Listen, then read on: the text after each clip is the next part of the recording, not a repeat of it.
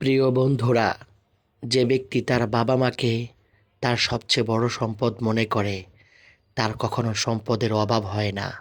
বাবা মা হলো সেই শীতল বৃক্ষ যাদের ছায়ার নিচে পরিবারের সবাই সুখে শান্তিতে বসবাস করতে পারে।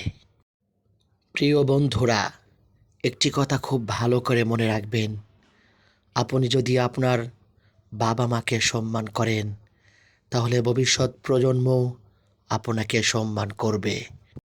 সত্যিই বলছি, বাবা মার মতো নিঃস্বার্থভাবে কেউ আপনার পাশে দাঁড়াবে না এবং আপনার যত্নও নিবে না। যে ব্যক্তি বাবা মার মন জয় করেছে সেই মূলত বিশ্বজয়ী।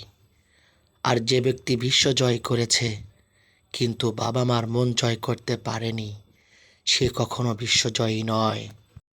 প্রিয় বন্ধুরা, গাছ পূরণ হয়ে গেলে কেটে ফেলবেন না। ফল না দিক, ছায়া তো দিবে। তেমনিভাবে বাবা মা বৃদ্ধা হলে অবহেলা করবেন না। তারা এই বৃদ্ধা বয়সে টাকা পয়সা ইনকাম না করলেও আপনার বাচ্চার খেলার সাথী তো হতে পারবে।